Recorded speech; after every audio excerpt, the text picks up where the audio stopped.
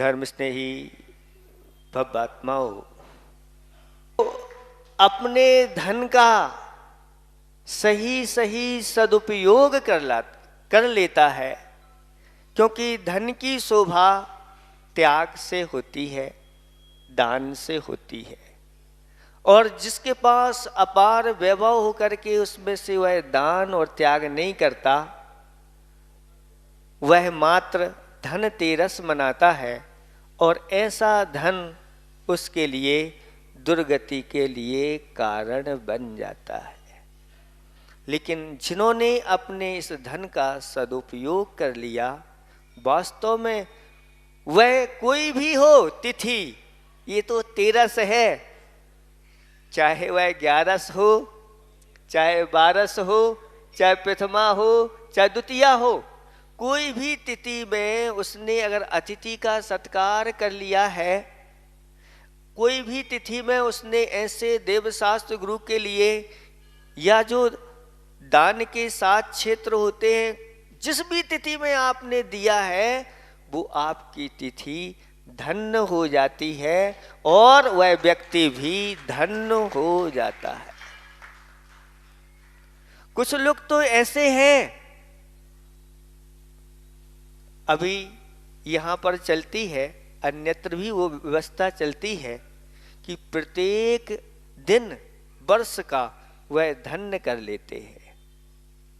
जैसे अनंतकालीन यहां पर शांति धारा की व्यवस्था चल रही है, और जो चतुर लोग होते हैं वह उसमें शामिल होकर के और 1 साल के लिए पहले ही वह मंगलाचरण के रूप में यहाँ से कर देते हैं, और 1 साल के लिए वह यहाँ के शांति धारा के प्रमुख कर्ता बन करके आ जाते हैं।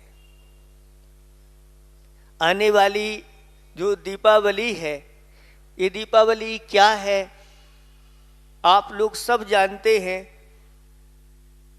कि इस दिन भगवान के लिए निर्वाण की प्राप्ति हुई थी, और उसके पूर्व में ही 2 दिन पूर्व उन्होंने योग निरोध कर लिया था। 42 वर्ष की उम्र में उनके लिए केवल ज्ञान की प्राप्ति हुई थी और समोसरण की रचना हो गई। उस समोसरण की रचना में भगवान समोसरण में तो बैठ गए, लेकिन 66 दिन तक उनकी दिव्य धुनी नहीं खिली। ऐसा क्यों हुआ? तो गणधर के अभाव में। उस प्रकार के पात्र भी तो चाहिए। भगवान की दिव्य धुनी को आत्मसात करने वाले, उसको ग्रंथ का रूप देने वाले बहुत दुर्लभ होते हैं। वैसे तो ये कहा गया है कि भगवान की दिव्य धुनी सबको समझ में आती है, सब वहां बैठे थे, भगवान की दिव्य धुनी खिल जाती, लेकिन नहीं खिली। क्यों? क्योंकि उसको धारण करके उसको ग्रंथ का रूप देने वाले वहां नहीं थे। सिंगनी का जो सुना है दूध है, वह कौन से पात्र में ठहरता है?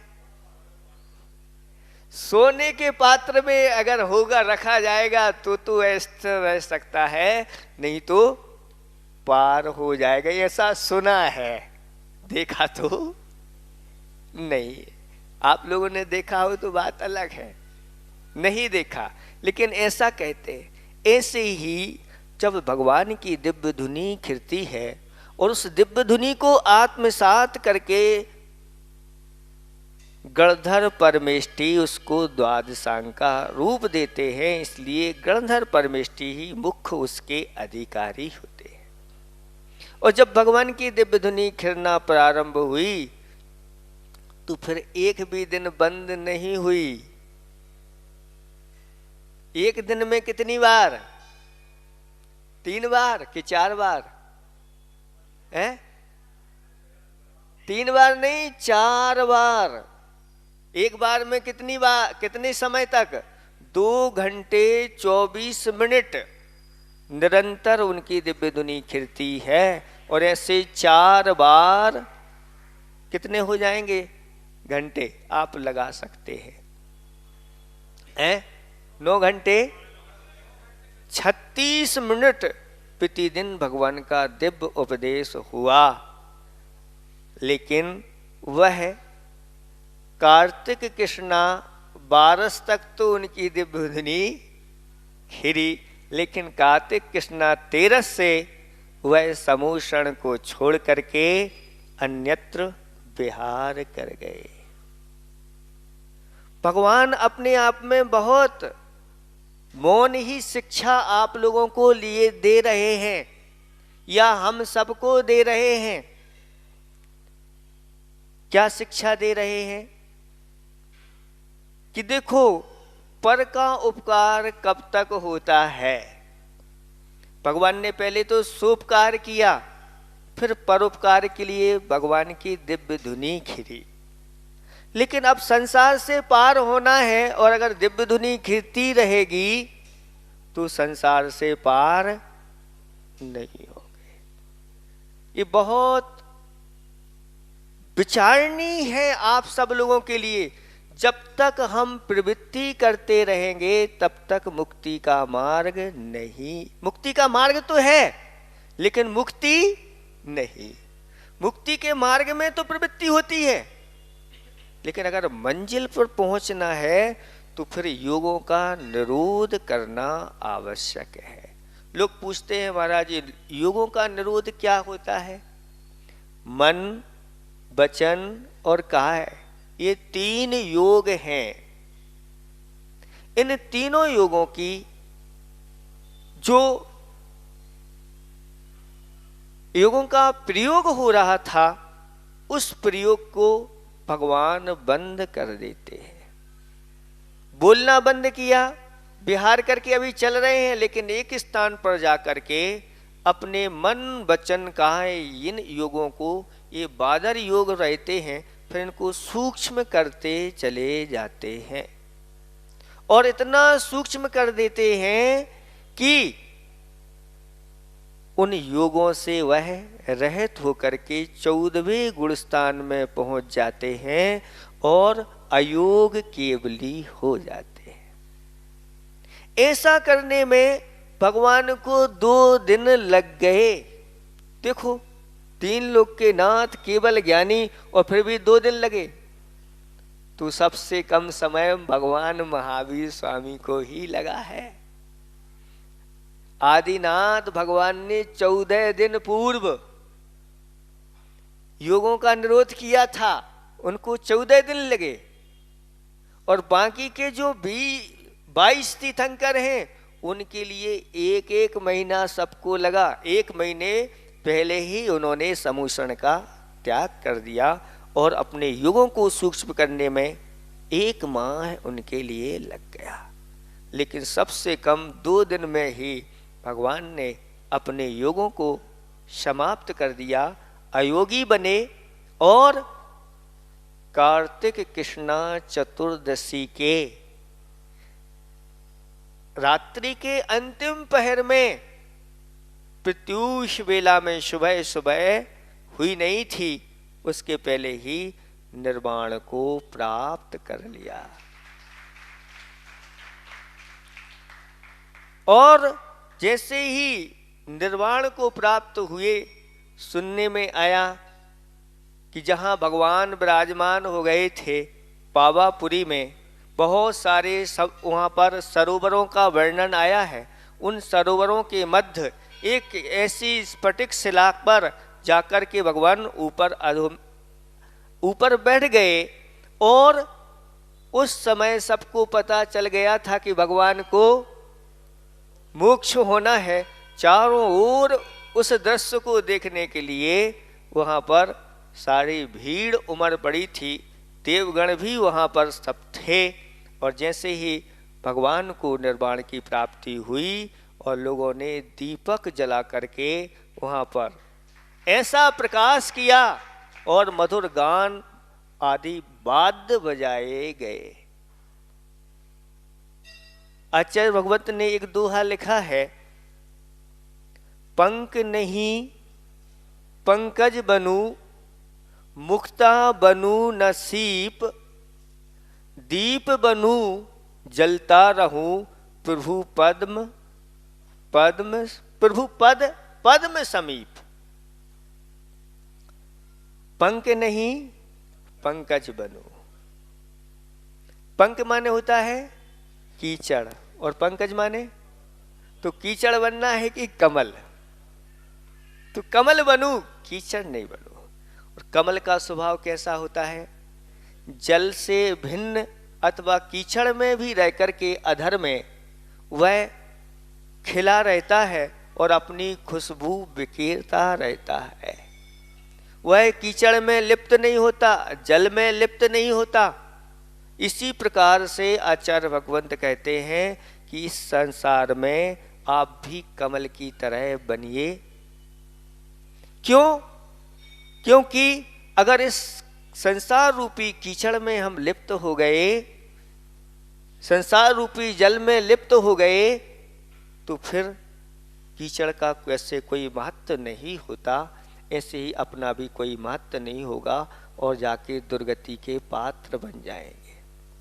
इसलिए इस संसार में लिप्त नहीं होना है हमें, इस संसार में आसक्त नहीं होना है, इसलिए कमल की तरह बने।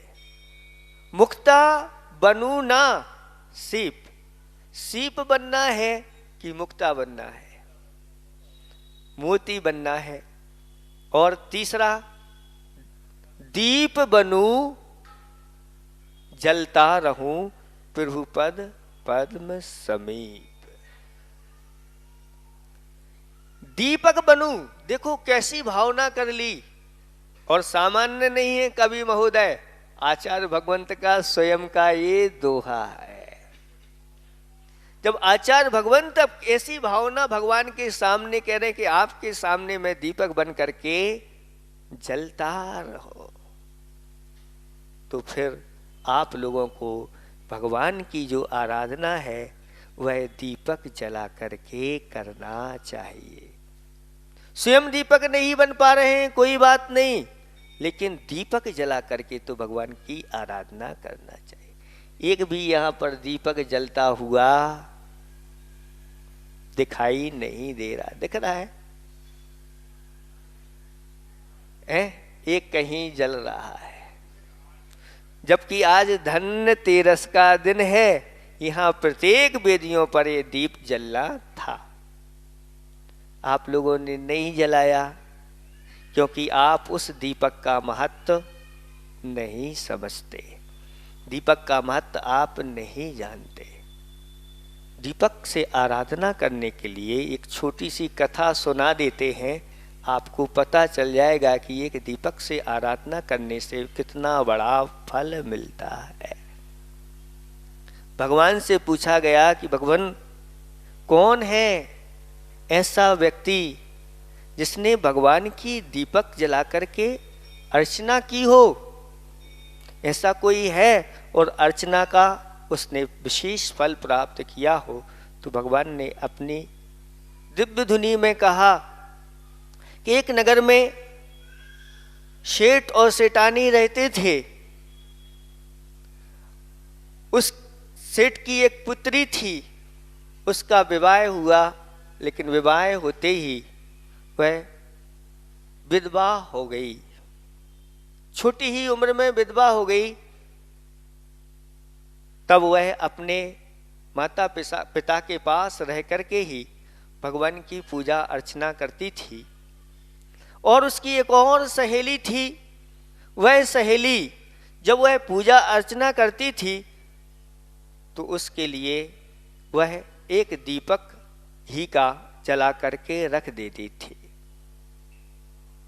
प्रतिदिन का कार्य ऐसा ही होता था। वह सहेली इस प्रकार का सहयोग करती और भी अन्य सामग्री जुटाती।